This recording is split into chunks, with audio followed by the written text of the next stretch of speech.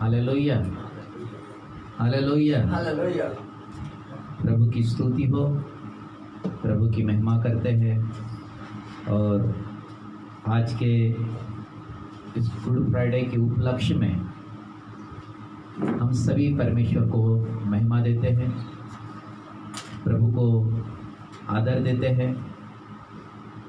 जैसे कि good Friday हम क्यों मनाते हैं? गुड फ्राइडे का अर्थ क्या है और गुड फ्राइडे क्यों मनाया जाता है? आज हम इसके बारे में परमेश्वर के जीवित वचनों के द्वारा देखेंगे, क्योंकि परमेश्वर का वचन जीवित है और दो-धारी तलवार से भी चोखा है। आमीन, हालेलुया। क्योंकि परमेश्वर का वचन हमारे जीव, शरीर, प्राण, आत्मा को तोड़ता है, हमारे शरीर, प्राण, आत्मा को आशीषित करता है और हम परमेश्वर के मीठे नाम में आशीषित होते चले जाते हैं। परमेश्वर और उसका वचन एक है। आमीन।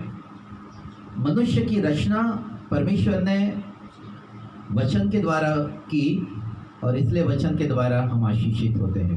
हालेलुया। आज जितने भी आशीषों के भवन के सदस्य या परिवार लोग हैं, उन सारे परिवार लोगों को मैं यीशु मसीह के नाम से आप सभी का स्वागत करता हूँ, क्योंकि आप हम सभी लोग, क्योंकि हम सब लोग घर में हैं और घर में ही ऑनलाइन के द्वारा हम परमेश्वर की आराधना करेंगे और परमेश्वर के वचनों को सुनेंगे। आमीन। तो नीचे, क्योंकि परमेश्वर का वचन हम सबको जीवन देता है। हालेलुया। आइए प्रियो, हम सभी लोग अपनी आंखों को बंद करते हुए सभी लोग अपने स्थानों पर खड़े होकर हम प्रार्थना करेंगे और छोटा सा कोरस आराधना का गाएंगे और प्रभु की महिमा करेंगे। Thank you Jesus, hallelujah. Thank you Jesus, thank you Jesus, thank you Jesus, thank you Jesus,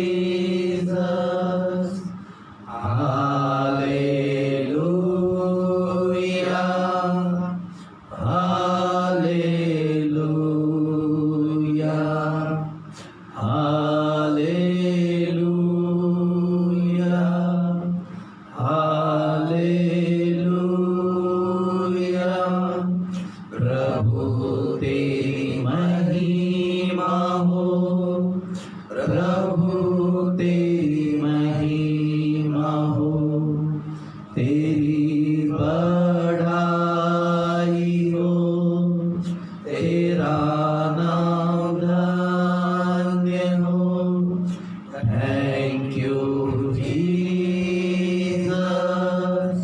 thank you Jesus, thank you Jesus, thank you Jesus. धन्यवाद ईश्वर, आपकी स्तुति, आपकी तारीफ, आपकी जय जयकार करते हैं, आपके ऊंचे नाम को महिमा देते हैं, आपके सामर्थ्य नाम को महिमा देते हैं। आप हमारे पिता हैं, आप हमारे परमेश्वर हैं। ओ रबाना साखारिनी भी कियारा बाका सोरिया रबा, ओ रबाना का सोखो नो रोबो को तोरी रिया रबा का, ओ रबाना का सोखोरिया रबा का थारी भी की। धन्यवाद ईश्वर, धन्यवाद ईश्वर। पिता, तू पिता है मेरा, यीशु तू मेरा है रक्षक, पवित्र आत्मा तू मेरा सहारा, मेरी आत्मा जानती है। फिर एक बार, पीता तू पीता है मेरा, यीशु तू मेरा है रक्षक, पवित्र आत्मा तू मेरा सहारा, मेरी आत्मा जानती है। धन्यवाद यीशु। महान अनुग्रहकारी जीवित जिंदा खुदा, फिर एक बार सभी को तेरे सामर्थ्य हाथ में सौंपते हैं। हर एक के शरीर प्राण आत्मा को प्रभु तेरे लहू के द्वारा धोकर शुद्ध करते हैं। ओ प्रभु जी तेरे हाथ में प्रभु जी वचन के जल से हमें शुद्ध कर, तेरी पवित्र आत्मा की सामर्थ्य से हम सबको शुद्ध कर। प्रभु जी हम सभी लोग तेरे हाथ में अपने आप को समर्पित करते हैं। हम सभी तेरे हाथ में प्रभु अपने आप को समर्पित करते हैं। आज परमेश्वर तेरा वचन बोलने में और तेरा वचन समझने में हमें सामर्थ्य दे प्रभु जी। तेरी पवित्र आत्मा का गाढ़ा अभिषेक दे प्रभु जी। तेरा पवित्र आत्मा का अभिषेक आज बंधनों को तोड़े प्रभु जी, और तेरा अभिषेक हर एक के जीवन पर नियंत्रण करे प्रभु जी। हम जानते हैं प्रभु जी कि इस महामारी के बीच में लोग निराशा में है, तकलीफ में है, दुख में है, पीड़ा में है। आज तेरा अभिषेक लोगों को जीवन देने पाए प्रभु। आज तेरा अभिषेक लोगों के बंधनों को तोड़ने पाए प्रभु जी।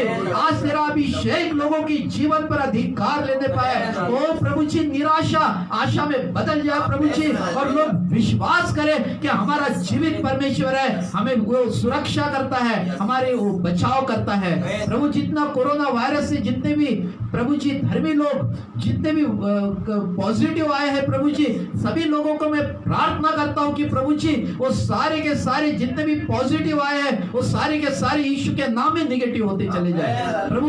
वो ये महामारी यीशु के नाम से मैं तुझे ब्रेक करता हूँ और सारे बंधन को यीशु के नाम से तोड़ता हूँ। तेरी छुटकारे की सामर्थ को यीशु के नाम से रिलीज करता हूँ प्रभु। अनुग्रह करे, दया करे और हर एक बंधन से आजाद करे प्रभु।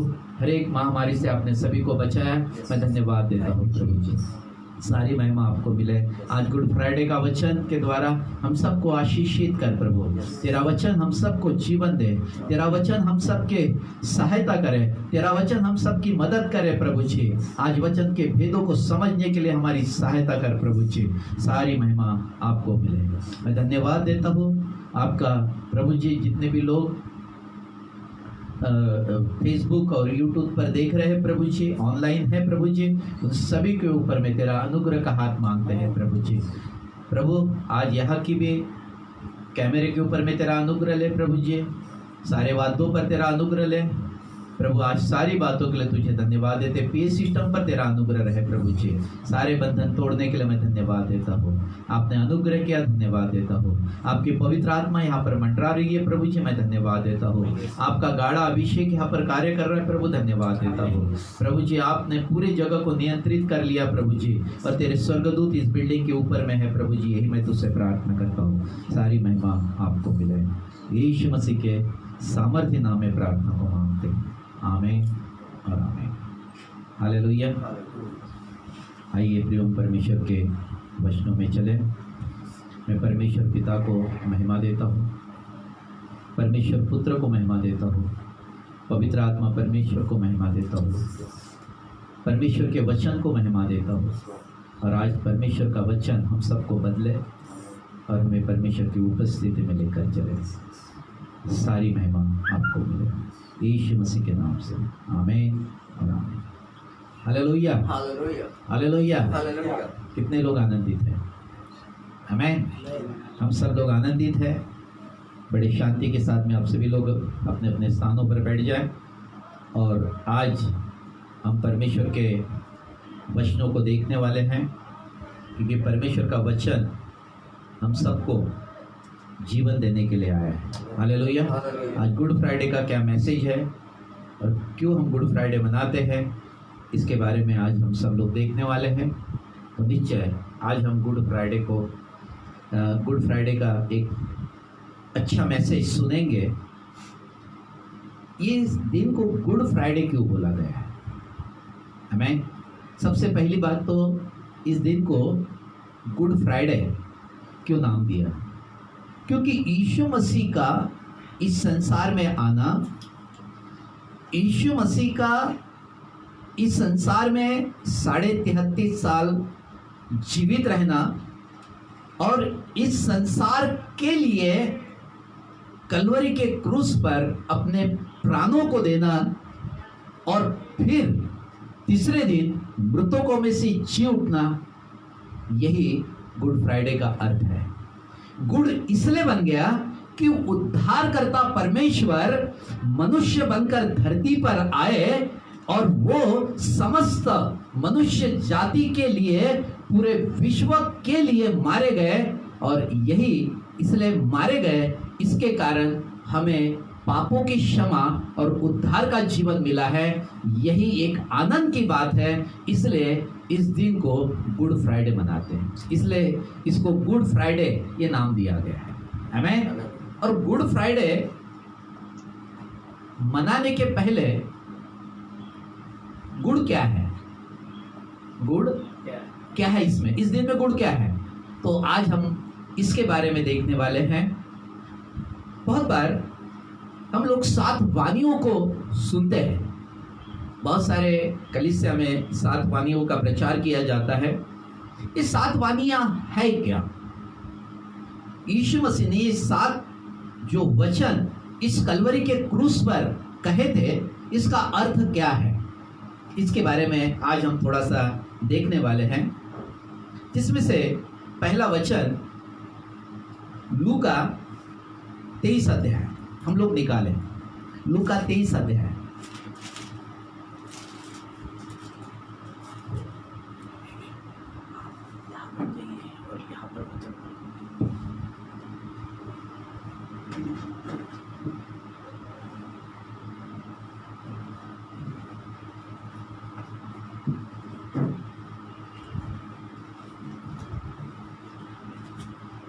हालेलुया।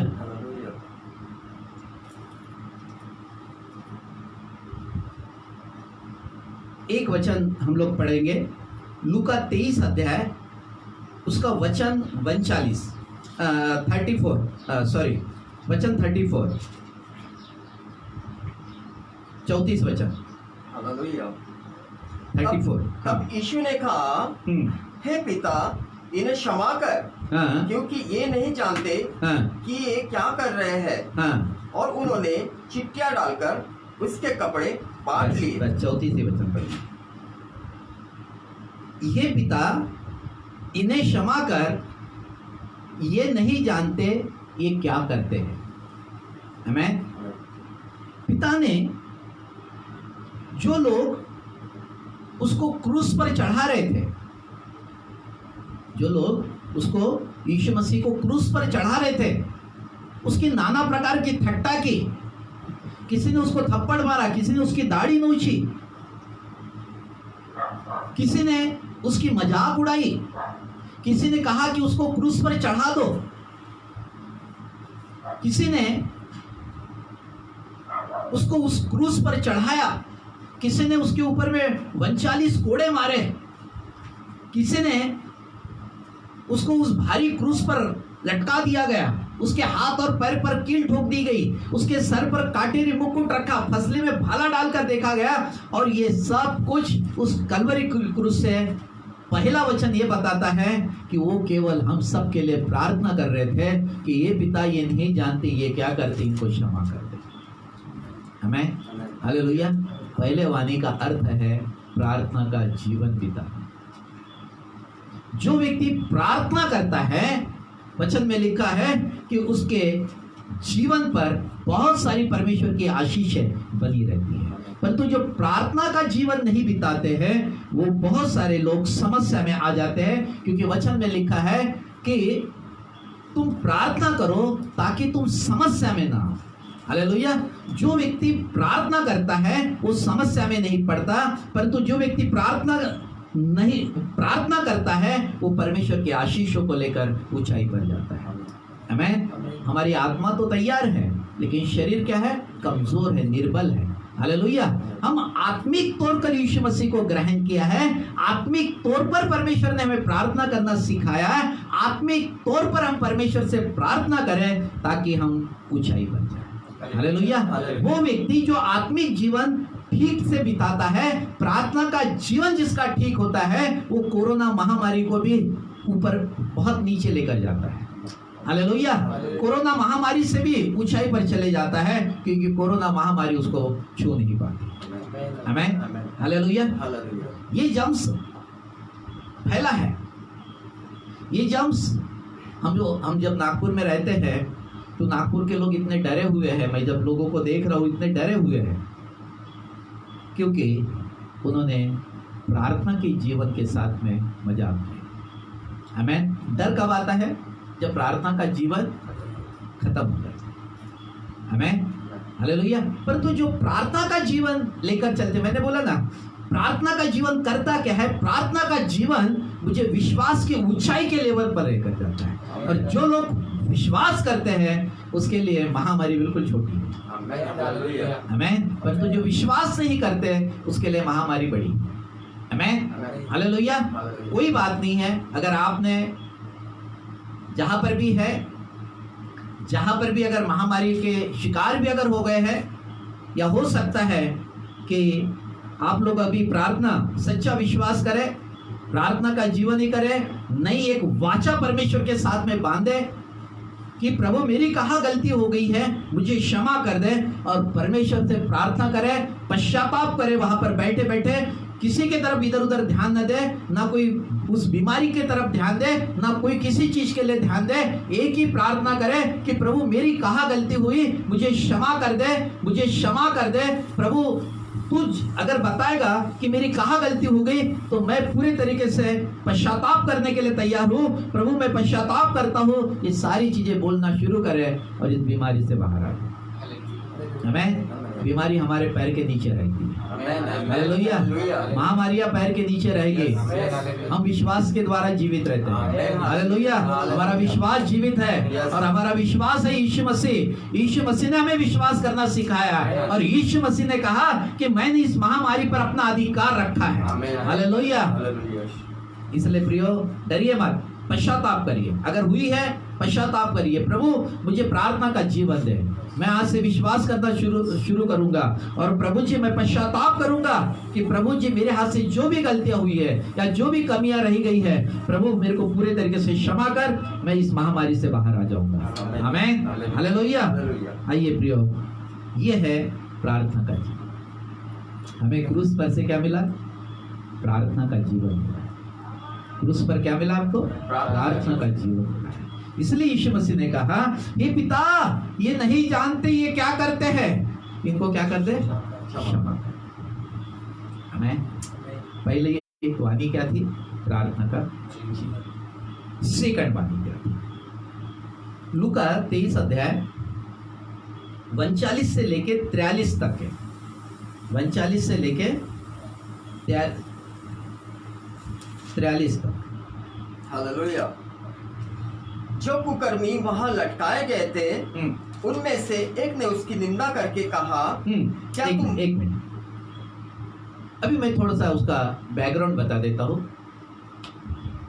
जैसे कि यीशु मसीह को क्रूस पर लटकाया था, वहां पर यीशु मसीह के अगल में और बगल में, बाएं हाथ में और दाएं हाथ में, वहां पर 2 डाकुओं को लटकाया था, और वो दोनों डाकू उन्होंने कुछ ऐसे ही जुर्म किया था जिसके कारण उनको वो क्रूस की सजा हुई थी।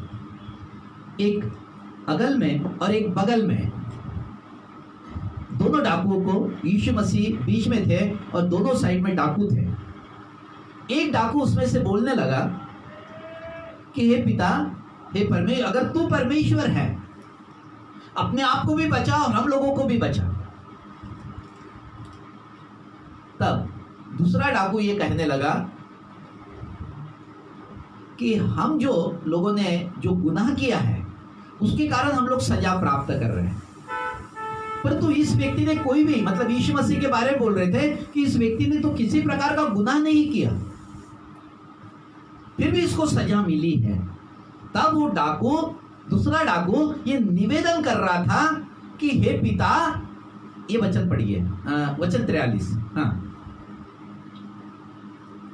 उसी का 43। उसने उससे कहा, हाँ, मैं तुझसे सच कहता हूँ हाँ, कि आज ही तू मेरे साथ स्वर्ग लोक में होगा। उसने निवेदन ये किया कि प्रभु अगर तू अपने राज्य में आए तो मेरी सुधि लेना।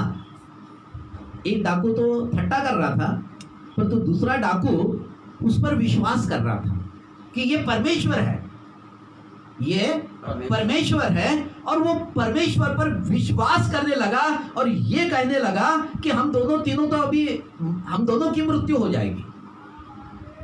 परंतु वो निवेदन उसको करने लगा कि जब तो अपने राज्य में आए, तब उसने उससे कहा, मैं तुझसे सच सच कहता हूं आज ही तू मेरे साथ में स्वर्ग लोक में होगा।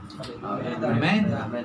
आज तक किसी ने कोई भी धार्मिक ग्रंथों में ये नहीं बोला कि तू मेरे साथ स्वर्ग लोक में होगा। एक पापी व्यक्ति को कहा कि तू मेरे साथ स्वर्ग लोक में होगा, ये किसी ने किसी को नहीं कहा। केवल यीशु मसीह ही हम सबके पापों को क्षमा दे सकते हैं, हम सबका उद्धार कर सकते हैं और हम सबको स्वर्ग लोक यानी स्वर्ग में लेकर भी जा सकते हैं। हालेलुया। ये दावा किसी ने आज तक नहीं किया। इसीलिए यीशु मसीह आज, कल और युगानुयुग एक सा है और वो हमारा व्यक्तिगत परमेश्वर। हालेलुया।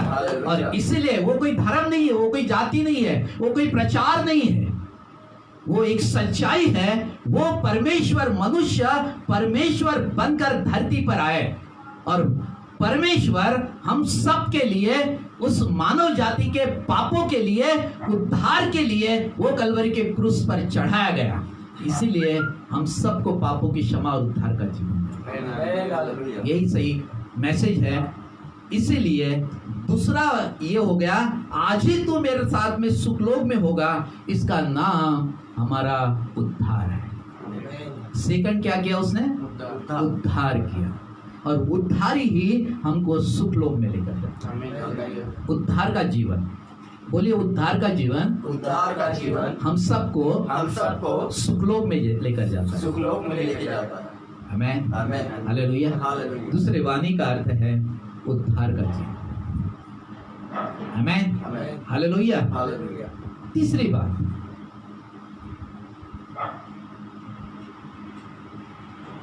यूहन्ना उसका 19 अध्याय,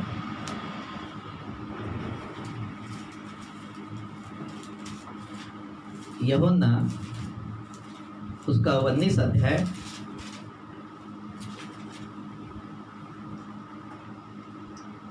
और उसका वचन हम लोग पढ़ेंगे 25, 26 और 27 वचन।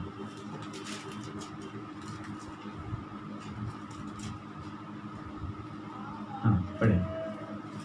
अतः हाँ। सैनिकों ने ऐसा ही किया। हाँ, यीशु के क्रूस के पास उसकी माता हाँ। और उसकी माता की बहन क्लोपास की पत्नी मरियम और मरियम मगदलीनी खड़ी थी। जब यीशु ने अपनी माता और उस चेले को जिससे वह प्रेम रखता था पास खड़े देखा, तो हाँ। अपनी माता से कहा, हे नारी, देख ये तेरा पुत्र है। हाँ। तब उससे चेले से कहा, ये तेरी माता है। हाँ। और उसी समय से वह चेला उसे अपने घर ले गया।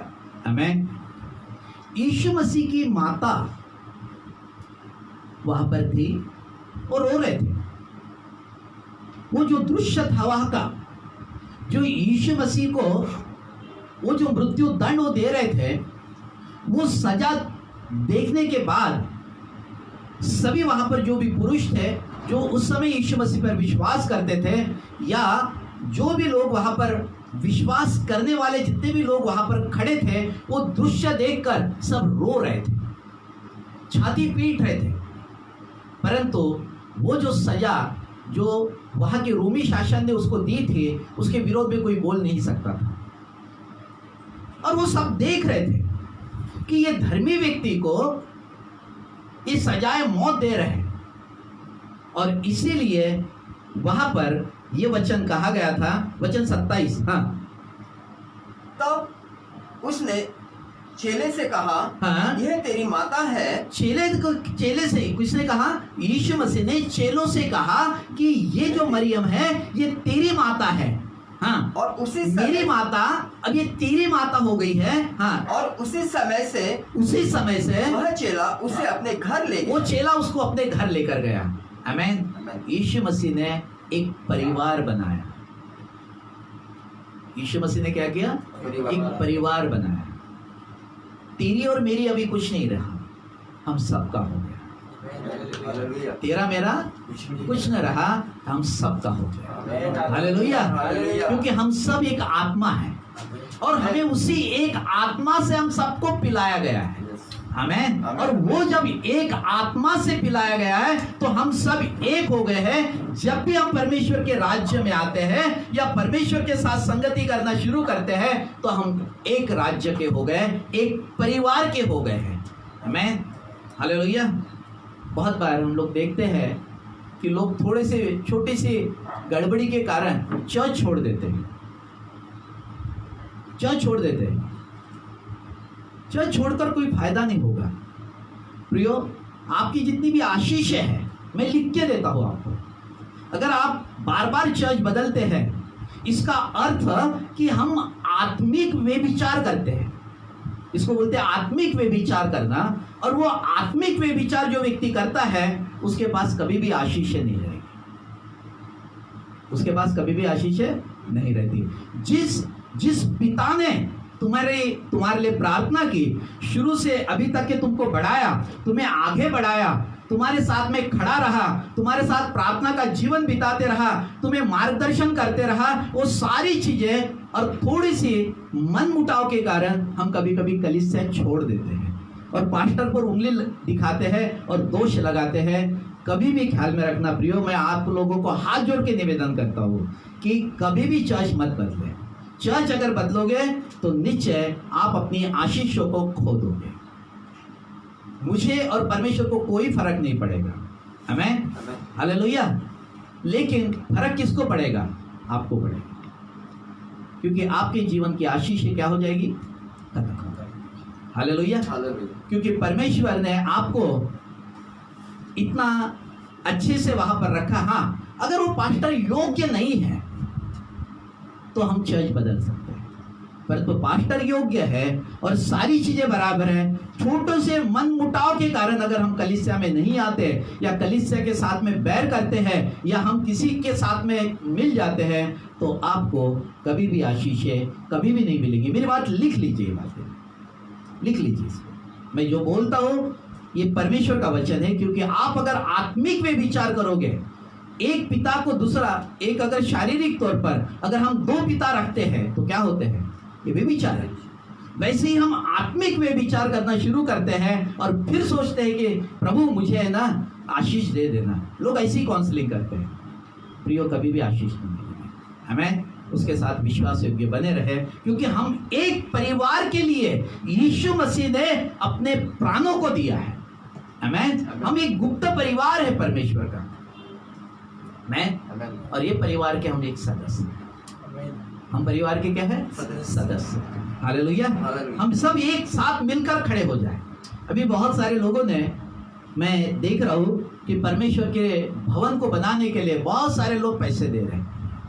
मैं ऐसे लोगों को पैसे देते हुए देखा है कि जो कलीसिया में नहीं थे वो भी पैसे दे रहे हैं, और जो कलीसिया में कुछ कारणवश छोड़कर चले गए थे वो भी पैसे दे रहे हैं और ये बोल रहे हैं कि नहीं पास्टर साहब, हमको अभी कलीसिया में आने के लिए परमिशन दे दीजिए। हमें हालेलुया। प्रियो, परमेश्वर ही हम सबका स्वामी है। हमें और हमारा उद्धार करने वाला परमेश्वर है, और वो चाहता है कि हम एक कलीसिया में एक परिवार के रूप में रहें। आमीन। और एक परिवार, जैसे यीशु मसीह ने कहा कि यीशु मसीह ने अपने चेलों से कहा ये मेरी माता थी लेकिन अब ये तेरी माता है, इसका पालन पोषण तू कर। इसका पालन पोषण क्या करना? तू करना। जब इसका पालन पोषण तू करेगा तो निश्चय परमेश्वर तुझे आशीष देगा। हालेलुया। मेरी और तेरी कुछ नहीं है, ये सब कुछ हमारे परमेश्वर है। हम भी परमेश्वर के हैं और एक दिन हम छोटे से समय में 70-80 साल के लिए इस संसार में रखे गए। 70-80 साल में अगर मन मुटाव करते रहोगे तो क्या हो, कुछ नहीं मिलेगा आपको। हमें 70-80 साल का एक अच्छा जीवन, अच्छी से दौड़ते हुए हम परमेश्वर के राज्य में प्रवेश करें। हमें स्वर्ग लेके जाने वाला तो वही है। तुम्हारे अच्छे कर्मों के कारण हम स्वर्ग नहीं जाएंगे, उसने जो हम जब उस पर विश्वास करते हैं उसके कारण हम स्वर्ग, उसके वचन की आज्ञाकारिता में चलते हैं तब हम स्वर्ग जाएंगे। हालेलुया। उसके वचन का पालन करेंगे तब हम स्वर्ग जाएंगे। आमीन। ऐसा कोई भी अपने मन से स्वर्ग नहीं जा सकता। हालेलुया। आमीन। वहां पर 2 डाकू लटके थे, दोनों डाकू को परमेश्वर नहीं बोला, उसने दोनों डाकू को नहीं बोला, केवल एक डाकू को बोला। उसने ये प्रार्थना की कि प्रभु तू अपने अगर महिमा में आएगा तो निश्चय मुझे स्मरण करना।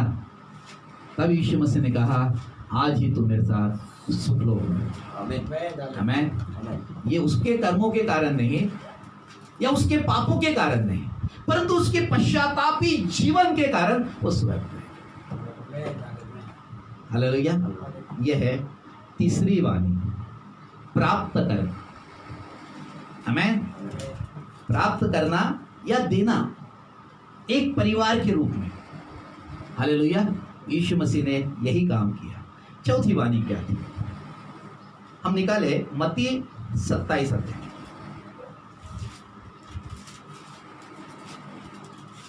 मत्ती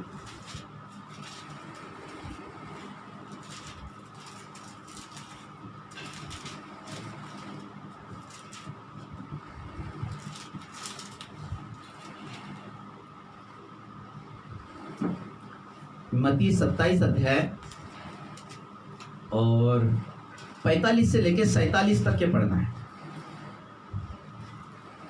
45 से लेके 47 तक के पढ़ना है। हाँ। दोपहर से लेकर तीसरे पहर तक उस सारे देश में अंधेरा छाया रहा। तीसरे पहर के निकट यीशु ने बड़े शब्द से पुकार कर कहा, एली एली लमा शब्दकनी, अर्थात हे परमेश्वर, हे मेरे परमेश्वर, तूने मुझे क्यों छोड़ दिया। जो वहाँ खड़े थे उनमें से कितनों ने यह सुनकर कहा, वह तो एलिया को पुकारता है।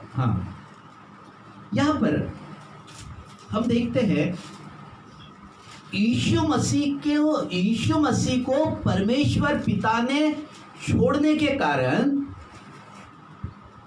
यीशु मसीह को पिता ने यीशु को जगत में इसलिए भेजा कि एक परिवर्तन को लेकर आए। एक क्या करे? एक परिवर्तन को लेकर आए। और यीशु मसीह जब हमारे अंदर आते हैं तब हमारे जीवन में परिवर्तन आता है। हालेलुया। यीशु का आना ही परिवर्तन को दर्शाता है। आमीन। हालेलुया। तो निश्चय यीशु मसीह जब अंदर में आते हैं तब क्या आता है? परिवर्तन आता है। आमीन। तो निश्चय जैसे कि वचन में लिखा है, फिर से एक बार वचन पढ़े 45। दोपहर से लेकर तीसरे पहर तक उस सारे देश में अंधेरा छाया रहा। तीसरे पहर के निकट यीशु ने बड़े शब्द से पुकार कर कहा, एली एली लमा शब्दकनी, अर्थात हे परमेश्वर, हे मेरे परमेश्वर, तूने मुझे क्यों छोड़ दिया। हे परमेश्वर तूने मुझे क्यों छोड़ दिया। वो यातना सह रहा था कलवरी के क्रूस पर, और जब वो देख रहा था पिता को, तो पिता कहीं पर भी दिख नहीं रहे थे। तब वो ये प्रार्थना करने लगा कि हे परमेश्वर तूने मुझे क्यों छोड़ दिया। क्योंकि वो शारीरिक भी थे और वो आत्मिक भी थे। जब वो शरीर में थे तो दुख उठा रहे थे, आत्मा में जीवन प्राप्त कर रहे थे और आत्मा में देख रहे थे कि परमेश्वर ने मुझे छोड़ दिया है। क्यों छोड़ दिया था? इसका एक बहुत अच्छा उदाहरण यशाया नबी क्या लिखता है, हम थोड़ा सा देखते हैं। यशाया 53 अध्याय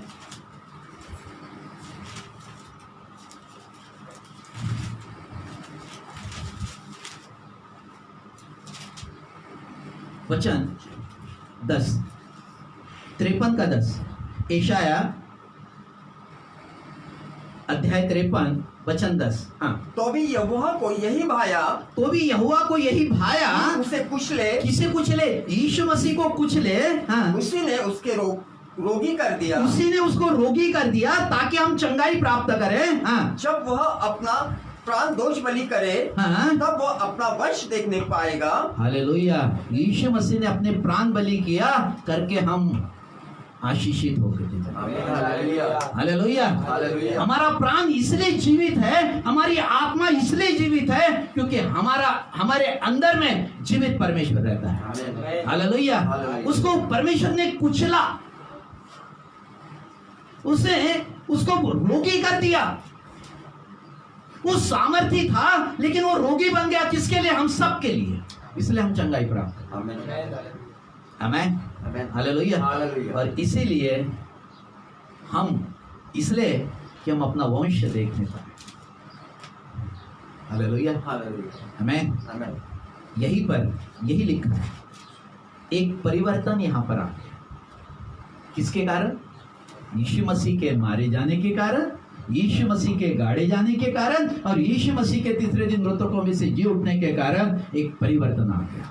पूरे संसार में परिवर्तन आ गया। यीशु आया और मेरा जीवन बदल गया। हालेलुया। यही परिवर्तन है, यही परिवर्तन है। आमीन। और ये है चौथी वाणी। हे परमेश्वर, तूने मुझे क्यों छोड़ दिया? परिवर्तन लाने के लिए वो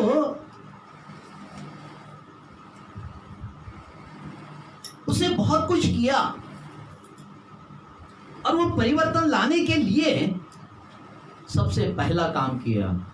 सबने बोला कि तू पापी है, लेकिन पापी धर्मी कैसा बने इसके बारे में रास्ता किसी ने नहीं बताया। आमीन। रास्ता भी दिखाया और लेकर भी चलता है। यही मेरा यीशु है। हालेलुया। ये धर्म नहीं है, ये मेरा यीशु है कि वो रास्ता दिखाता भी है और उस रास्ते पर हमको लेकर भी चलता है। उसी का नाम परिवर्तन है। आमीन, हालेलुया। तो ये चौथी वाणी थी, परिवर्तन। संसार में परिवर्तन आ गया। हालेलुया। अभी पांचवी वाणी क्या है? यूहन्ना 22 अध्याय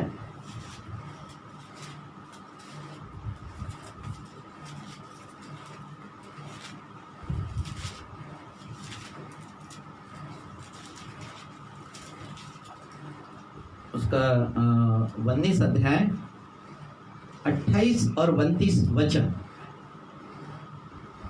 पढ़े।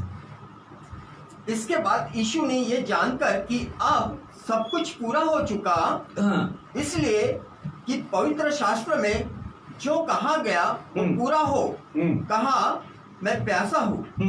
वहाँ सिरके से भरा हुआ एक बर्तन रखा था। अतः उन्होंने सिरके में भिगोए हुए स्पंज को जूफे पर रखकर उसके मुंह से लगाया। बस उसने कहा कि मैं प्यासा हूँ। मैं क्या हूँ? प्यासा हूँ। उसकी प्यास शारीरिक थी कि आत्मिक थी?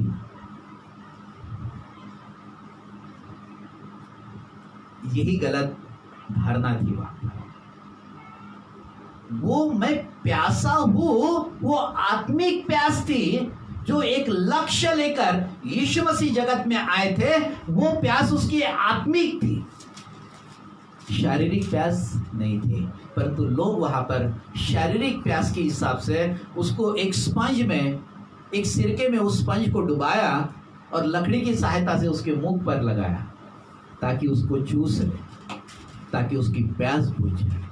वो प्यास वो नहीं थी, वो प्यास वो थी, एक गलत विचार धारणा वहां पर आ गई। गलत विचार धारणा थी। उसकी प्यास आत्मिक थी और वो अपने परमेश्वर से बातें कर रहा था। अभी वो मनुष्य से कोई बातें नहीं कर रहा था। वो किससे बातें कर रहा था? परमेश्वर से बातें कर रहा था। मनुष्य को, जिससे मनुष्य से बातें किया, उसी मनुष्य ने उसको क्रूस पर चढ़ा दिया। तो वो मनुष्य से बातें क्यों करेगा? अभी अंतिम समय चल रहा है उसका, और अंतिम समय में वो परमेश्वर से बातें कर रहा था और वो बोल रहा था मैं प्यासा हूं। मैं नया नियम 7 महत्वपूर्ण पॉइंट पर लिखा गया। नया नियम उसके 7 महत्वपूर्ण पॉइंट है जिस पर लिखा गया है। पहली बात कि यीशु मसीह गुप्त परिवार बनाने के लिए, यीशु मसीह गुप्त परिवार बनाने के लिए है। सेकंड, यीशु मसीह मनुष्य बन गए। परमेश्वर होने के बावजूद भी वो क्या कर गए? मनुष्य बन गए। हमें सेकंड महत्वपूर्ण नए नियम का महत्वपूर्ण पॉइंट, पहला कि वो गुप्त परिवार बनाने के लिए है। सेकंड कि वो परमेश्वर होने के बावजूद भी वो मनुष्य बन गए हम सबके लिए। हमें तीसरा, वो जगत की ज्योति बन गए। वो जगत की ज्योति बन गए। वह प्रभु यीशु मसीह जीवन की रोटी बन गए हम सबके लिए। हमें पांचवा महत्वपूर्ण पॉइंट, प्रभु यीशु मसीह जीवन का जल हमारे लिए बन गए। वो जल था, वो जीवन रूपी जल मांग रहा था हमें, और वो जल के लिए इसलिए वो प्यासा था क्योंकि मैं इनको जीवन का जल देकर जाऊं। हमें जो तूने मुझे जल पिलाया है पिता, अब ये जो जल जो तूने मेरे अंदर में डाला है, अब मैं ये जल को संसार को दे देता हूं ताकि ये लोग प्यासे ना हो फिर कभी। वो हम सबके प्यास की परवाह कर रहा था। हालेलुया। और वो जीवन का जल उसने अपने अंदर में से निकाल कर हमको पिलाया है, इसलिए हम एक हैं। हालेलुया। आमीन। और उसका छठवां महत्वपूर्ण पॉइंट था, वो जीवन का वृक्ष बन गए। हालेलुया। और वो जीवन एक जीवित पत्थर बन गए जिसने कलीसिया को तैयार किया। चट्टान पर कलीसिया तैयार हो गई। आमीन। बालू पर नहीं है अभी कलीसिया, कलीसिया है चट्टान पर। इसलिए आंधी तूफान आएंगे, महामारी आएगी, तकलीफें आएगी, पीड़ा आएगी, समस्या आएगी, लेकिन उसकी कलीसिया स्थिर बनी रहेगी। यही प्रार्थना का जीवन होगा। आमीन। हालेलुया। हालेलुया। तो ये निश्चय, ये गलत विचार धारणा थी कि मैं प्यासा। यीशु मसीह प्यास उसकी आत्मिक प्यास थी। आमीन। हालेलुया। एक प्यास के बारे में हम देखते हैं, वो एक स्त्री दोपहर के समय में पानी भरने के लिए याकूब के कुएं पर आई थी। आमीन। और वो बोल रहा था कि मुझे पानी पिला। और फिर उसने कहा कि मैं तुझे एक ऐसा जल दूंगा कि तू जीवन भर प्यासी नहीं होगी। आमीन। तो वो बोल रही थी, प्रभु तेरे पास तो कुछ भी बर्तन भांडे नहीं है, तू कहां से मुझे जीवन का जल देगा? आमीन। वो शारीरिक समझ रही थी और वो आत्मिक बोल रहा था। आमीन। हम कभी कभी विश्वासी उसकी आत्मिक बातों को शारीरिक बनाकर चलते हैं, इसलिए जीवन का जल हमें वहां से मिलता है। आमीन। हालेलुया। वो जीवन का जल था। आमीन। मैं प्यासा हूं। ये था छठवां महत्वपूर्ण 7 वाणियों में से 5वां पॉइंट था, मैं प्यासा हूं। आमीन। अभी 6वां पॉइंट, यूहन्ना उसी का 19 का 30 वचन। हाँ। जब यीशु ने वह सिरका लिया, हाँ। तो कहा पूरा हुआ। हाँ। और सिर झुकाकर प्राण त्याग दिए। फिर एक बार पढ़े बेटा। जब यीशु ने वह सिरका लिया, हाँ। तो कहा पूरा हुआ और सिर झुकाकर प्राण त्याग दिए। और अपने प्राण क्या कर दिए? त्याग दिए। आमीन। क्या हो गया? क्या बोला? पूरा हुआ। पूरा हुआ। पूरा हुआ। आमीन। आमीन। पूरा हुआ पूर्णता को दर्शाता है। अगर यीशु मसीह सचमुच हमारे जीवन के अंदर में आ गया है तो हम परिपूर्ण हो जाते हैं। आमीन। हालेलुया। आमीन। हालेलुया। क्योंकि परिपूर्णता का जीवन हमें देने के लिए तो यीशु मसीह आया। वो इस संसार में भी आशीष देने आ रहा है और वो आत्मिक संसार में भी हमें आशीष देगा, शारीरिक संसार में भी आशीष देगा और आत्मिक संसार में भी वो हमें आशीष देगा। और बोला कि तू पूरा परिपूर्ण हो जाएगा। आमीन। वो आधा अधूरा करने के लिए नहीं आया, दौड़ इसी की तो है। लोग दुश्मन क्यों बने यीशु मसीह के? या यीशु मसीह के जाने के बाद उनके उद्धार प्राप्त किए हुए उन पासवानों के, उन विश्वासियों के लोग दुश्मन क्यों बने हैं? क्यों कलीसिया पर अटैक होता है? क्योंकि वही से सच्चाई का प्रचार निकलता है। वही जीवन की रोटी वही से निकलने वाली है। जीवन का प्यास वही, जीवन का जल वही से निकलने वाला है। और शैतान नहीं चाहता है कि लोग जीवन के जल से तृप्त हो जाए और जीवन के रोटी से तृप्त हो जाए। ये शैतान नहीं चाहता है। आमीन। इसलिए यीशु मसीह ने कहा कि आप पूरा हो गया। आमीन। अब क्या हो गया? पूरा हो गया। अब तुम्हें कोई तकलीफ नहीं होगी। मैं हूं तुम्हारे साथ खड़ा भी। आमीन। मैं अब मर तो गया लेकिन तीसरे दिन मृतकों में से जो उठा, अब मैं तुम्हारे साथ में रहूं। हालेलुया। यीशु हमारे साथ है, इसलिए शैतान हमारा विरोधी बन तो गया लेकिन हमें कुछ भी तकलीफ नहीं दे सकता। मैं जीवित विश्वास के साथ में बना रहूं। हालेलुया।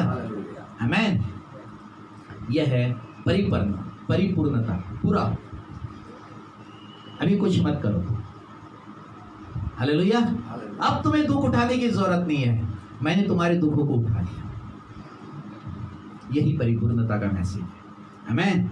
7वां पॉइंट था, उसमें लूका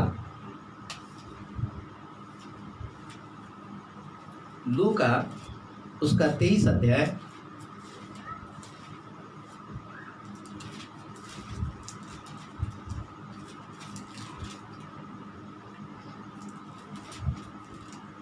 उसका 46, 47 और 48 वचन पढ़े। 46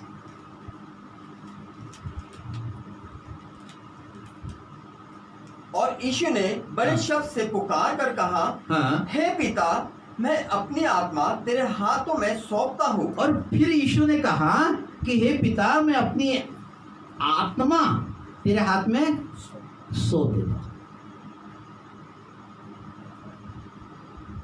हाँ।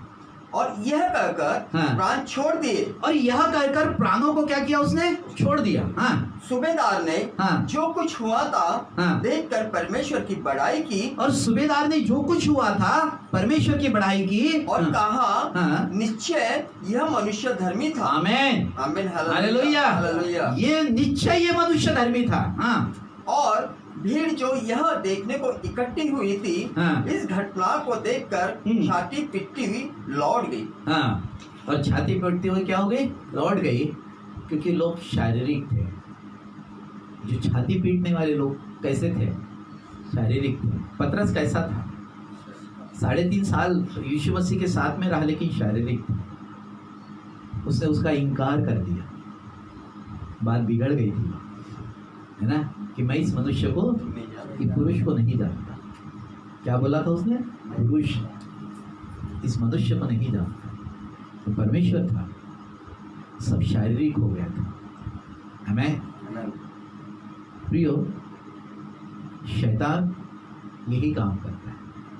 जब कार्य बढ़ेगा ना, वह कुछ ना कुछ रुकावटें डालेगा। जैसे जैसे कार्य बढ़ते हैं वैसे वैसे उसकी रुकावटें भी आती हैं। हमें परंतु हमें डरने का नहीं है। हम यीशु मसीह के साथ में चले, यही अच्छी निशानी है, क्योंकि जहाँ बढ़ता है वहीं पर विरोध भी होता है। हमें जहाँ बढ़ता है वही रुकावटें आती है। लेकिन यीशु मसीह ने कहा कि प्रभु, मैं इस संसार के लिए प्रार्थना करता हूँ कि ये दुष्ट के हाथ से इन्हें बचाए रखना। हमें दुष्ट के हाथ से इन्हें बचाए रखना। हमें भी ये प्रार्थना करना है कि प्रभु इस सारे संसार को ये दुष्ट के हाथ से इन्हें बचाए रखना। हमें हालेलुया। प्रियो,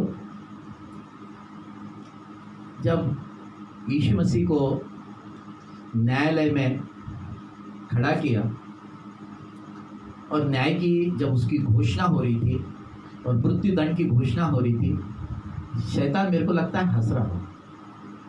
शैतान हंस रहा हूँ, क्योंकि वो चमत्कार ऐसे करता था यीशु मसीह, ऐसे चमत्कार करते थे कि लोग हिल जाते थे। लोग भीड़ की भीड़, गांव के गांव, कस्बे के कस्बे उसके पीछे चल रहे थे। इसी बात की तो तकलीफ थी शैतान को। तकलीफ किस बात की थी उसको? उसने कोई गुनाह तो किया नहीं था, किसी को मारा भी नहीं, किसी की ठट्टा भी नहीं की, बस एक ही बात की सजा थी कि मैं परमेश्वर का पुत्र हूं और मैं परमेश्वर का पुत्र हूं। जब ये बातें वो बोलता था, इसी बात की तो तकलीफ थी कि परमेश्वर का पुत्र हो नहीं सकता। मैं शैतान तो जानता था, लेकिन लोगों को भरमा देता था, लोगों को झूठ में भरमाता था। जब उसको पकड़वाया गया और मृत्यु दंड की जब शिक्षा हुई, तब शैतान, मेरे को लगता है, बिल्कुल हंस रहा होगा। देखो मैंने कैसे इसको मरवाया, मैंने इसको कैसे मरवाया। फिर उसकी दाढ़ी नोच रहे थे लोग, उसके ऊपर में थूक रहे थे लोग, उसकी दाढ़ी नोच रहे थे, उसको थप्पड़ मार रहे थे। शैतान फिर आनंदित हो रहा कि मैंने जो किया बहुत अच्छा किया। फिर वो भारी भारी क्रूस, उसके पहले 45 कोड़े उसके पीठ पर मारे, तब भी शैतान हंस रहा होगा। वो भारी क्रूस लेकर वो निकल रहा था, तब भी शैतान बड़ा हंस रहा होगा। और क्रूस पर लटका दिया गया, उस यहूदियों का राजा है करके काटेरी मुकुट उसके सर पर रखा गया था। फसले में वाला डालकर देख रहे थे, हाथ पैर पर कील ठोकी थी, तब शैतान बड़ा खुश हो रहा था। शैतान कब हार गया था पता है आपको? चलिए एक वचन देखते हैं। शैतान की हार कब हो गई, वो निराश कब हो गया? पतरस तो उसके सामने उसके मुंह पर बोल रहा था कि मैं पुरुष को नहीं जानता था। ये शैतान बिल्कुल हंस रहा होगा। चेले जो 11-12 चेले उसके साथ में थे, हम उसका जीवन देखते हैं, बिल्कुल शारीरिक लोग थे, कोई कोई कोई उनके अंदर में आत्मिकता नहीं थी। शैतान बड़ा हंस रहा था।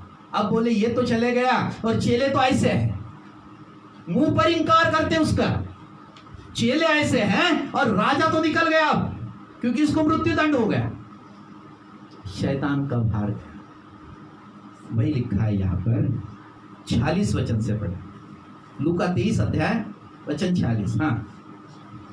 और यीशु ने बड़े शब्द से पुकार कर कहा, हाँ, हे पिता, हाँ, मैं अपनी आत्मा हाँ, तेरे हाथों में सौंपता हूँ। अब मैं अपनी आत्मा तेरे हाथ में सौंप देता हूँ। और यह कहकर प्राण छोड़ दिए। और यह कहकर प्राण क्या कर दिए? छोड़ दिए। छोड़ दिए। जैसे ही प्राण छूट गए, एक बात हो गया, वहां पर अंधकार छा गया, कब्रें खुल गई। जो पुराने नियम के संत थे उनकी कब्रें खुल गई, अंधकार हो गया। उसके बाद में जो मरे हुए थे वो जिंदा हो गए, मृतक कब्रों में से बाहर आ गए।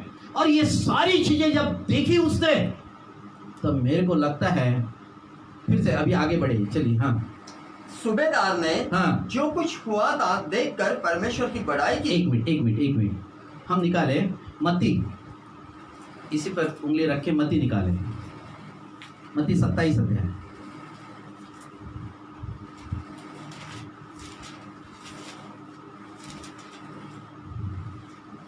वचन 51 देखे, 50 से पढ़े। हाँ। तब यीशु ने हाँ, फिर बड़े शब्द से चिल्लाकर प्राण छोड़ दिए। अपने बड़े शब्द से चिल्लाकर प्राण छोड़ दिए। और हाँ, देखो मंदिर का पर्दा, हाँ, मंदिर का पर्दा ऊपर से नीचे तक फटकर 2 टुकड़े हो गया। अभी क्या हो गया था? पहले बाहरी आंगन, पवित्र स्थान और महापवित्र स्थान, और महापवित्र स्थान के पहले एक पर्दा था, और पर्दे के पीछे में परमेश्वर की एक वेदी थी, संदूक। वहां परमेश्वर की महिमा, परमेश्वर की ग्लोरी वहां पर रहती थी। हुआ कैसे कि एक साल में एक ही बार एक याजक वहां पर जा सकता था।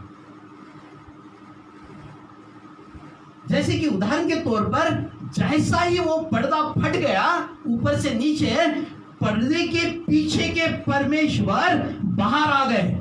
किसके कारण? यीशु मसीह के क्रूस पर चढ़ाने के कारण और प्राण छोड़ने के कारण वो पर्दा ऊपर से नीचे फट गया और पर्दे के पीछे के परमेश्वर हमारे मध्य में आ गए। और यीशु मसीह के नाम से उद्धार की जब प्रार्थना करते हैं, पापों की क्षमा की प्रार्थना करते हैं, वो परमेश्वर हमारे अंदर आ गए। यही तो जीवन है, यही जीवन है।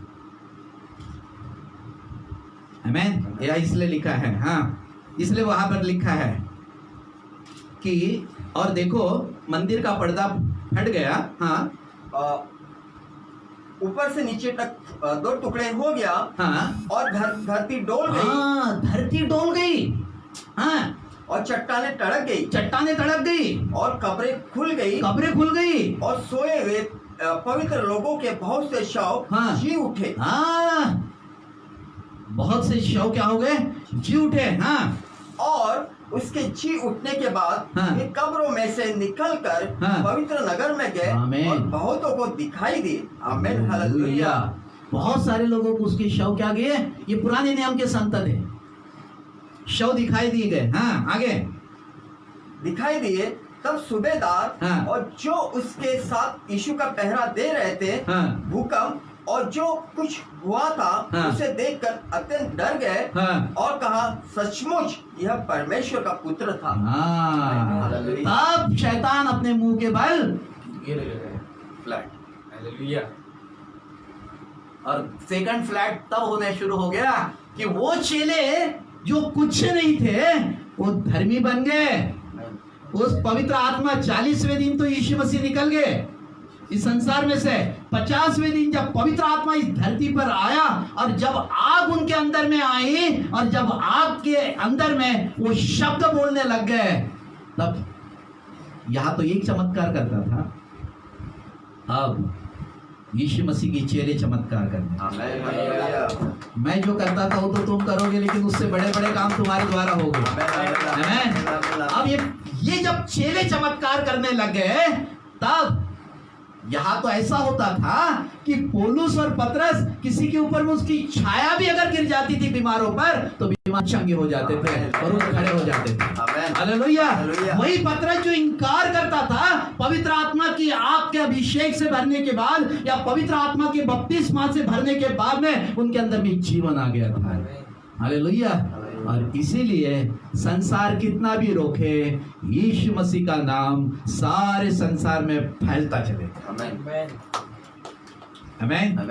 ये जीवन था किसके कारण? वो अगर क्रूस पर नहीं मरते यीशु मसीह तो गुड फ्राइडे हम कभी भी नहीं मनाते। ये तो उत्तम संदेश था कि यीशु मसीह के मारे जाने के कारण आज हम गुड फ्राइडे मनाते हैं। ये एक अच्छा दिन है, आशीषित दिन है, शुद्ध दिन है, और इसलिए गुड फ्राइडे मनाया जाता है। आमीन, हालेलुया। एक यूसुफ नाम का एक व्यक्ति था। जब यीशु मसीह ने अपने प्राण छोड़ दिए, तब एक यूसुफ एक धर्मी पुरुष था, परमेश्वर के भय में और परमेश्वर के अनुग्रह में चलने वाला व्यक्ति। इसने पिलातुस के पास जाकर यीशु मसीह की लोथ मांगी और उसने जो अपने परिवार के लिए कब्र में एक चट्टान में कब्र खोद के रखी थी, वहाँ पर उस यूसुफ ने यीशु मसीह की लोथ लेकर उस कब्र में रखा। इसके बारे में हम देखते हैं लूका 23 अध्याय 50 से लेकर 53 तक। लूका, वहाँ यूसुफ नाम का महासभा का एक सदस्य था, हाँ, जो सज्जन और धर्मी पुरुष था, हाँ, और उसकी योजना और उनके इस काम से प्रसन्न न था। हाँ, वह यहूदियों के नगर, हाँ, अरमेतिया का रहने वाला और परमेश्वर के राज्य की बाट जोहने वाला था। उसने पिलातुस के पास जाकर यीशु का शव मांगा और उसे उतारकर मलमल की चादर में लपेटा, हाँ, और एक कब्र में रखा, हाँ, जो चट्टान में खुदी हुई थी, हाँ, और उसमें कोई भी न रखा गया था। हाँ, वह तैयारी का दिन था, हाँ, और सबका दिन आरंभ होने वाला था। हाँ, उन स्त्रियों ने बस और उसने क्या किया? यीशु मसीह को, उस लोथ को एक मलमल के वस्त्र में उसको लपेटा, सुगंधित द्रव्य डालते हुए उसने यीशु मसीह की लोथ को उस कब्र में रख दिया, हमें, और कब्र पर पत्थर लुढ़का दिया गया और यीशु मसीह को इसी तरीके से मिट्टी दी गई, हमें। यही गुड फ्राइडे का मैसेज है, हमें। और इसी के द्वारा हम गुड फ्राइडे मनाते हैं, क्योंकि ये बैड फ्राइडे नहीं है, कोई भी दुख न मनाए, ये गुड फ्राइडे है, सब लोग आनंदित रहे, क्योंकि यीशु मसीह अगर मारे नहीं जाते तो निश्चय हमें आशा नहीं रही। यीशु मसीह के मारे जाने के पास आशा है कि हम भी यीशु मसीह के साथ स्वर्ग में जाएंगे, हम यीशु मसीह के नाम से बदल जाएंगे, यीशु मसीह के स्वरूप और समानता में हो जाएंगे, हमें। ये हमारे पास बहुत बड़ी आशा है और संसार के पास में भी आशा है कि हम यीशु के समान हो जाएंगे, हमें। इसी का नाम गुड फ्राइडे, हमें। क्योंकि यीशु मसीह अगर मारे नहीं जाते, यीशु मसीह का लहू नहीं बहता, मंदिर का पर्दा अगर नहीं फटता, तो सारी चीज़ें पुरानी व्यवस्था के हिसाब से होती थी, वो बैड हो जाता था। लेकिन ये गुड इसलिए हो गया कि यीशु मसीह का वो पर्दा फट गया, पर्दे के पीछे के परमेश्वर हमारे अंदर आ गए और कहा कि तुम्हारी देह पवित्र आत्मा का मंदिर है, हमें, और हमें मंदिर बना दिया, हमें। वो हाथ से बनाए हुए मंदिर में नहीं, लेकिन हमारे हृदय में रहता है। हालेलुया। आइए प्रिय, हम लोग सब लोग अपनी आंखों को बंद करें और परमेश्वर की महिमा करें। Thank you Jesus, thank you Lord, thank you Jesus, hallelujah. महान अनुग्रहकारी जीवित जिंदा खुदा, फिर एक बार मसीह यीशु के सामर्थ्य नाम में मैं आपके पास आता हूँ। धन्यवाद देता हूँ प्रभु जी, सुंदर समय के लिए, दिन के लिए और आपकी प्रिय उपस्थिति के लिए प्रभु जी। आज गुड फ्राइडे का दिन है प्रभु, आपने वचन के द्वारा लोगों को आशीषित किए प्रभु जी। इस वचन के द्वारा लोग बहुत सारे आशीषित हुए प्रभु जी। इस वचन के द्वारा लोगों ने अपने जीवन को प्राप्त किया प्रभु जी। इस वचन के द्वारा लोग आशीषित होते जा रहे प्रभु जी, और परमेश्वर इस वचन के द्वारा लोगों के जीवन बदल रहे प्रभु जी। बहुत सारे लोगों को पापों की क्षमा और उद्धार का जीवन मिल रहा है प्रभु जी। बहुत सारे बीमारियां चंगी हो रही प्रभु, महामारियां चंगी हो रही है प्रभु जी। ओ कोरोना वायरस के बीमार चंगे हो रहे हैं प्रभु जी। जहां जहां जिस गांव में, जिस शहर में, जिस कस्बों में प्रभु जी ये महामारी की बीमारी गई है, मैं सभी के लिए प्रार्थना करता हूं कि यीशु मसीह के नाम से सभी लोग चंगे हो जाए। यीशु मसीह के नाम से उनकी प्रभु की सामर्थ बहते रहे प्रभु जी, और तमाम सारे बंधन यीशु के नाम से टूटते रहे। यही मैं तुझसे प्रार्थना करता हूं प्रभु जी।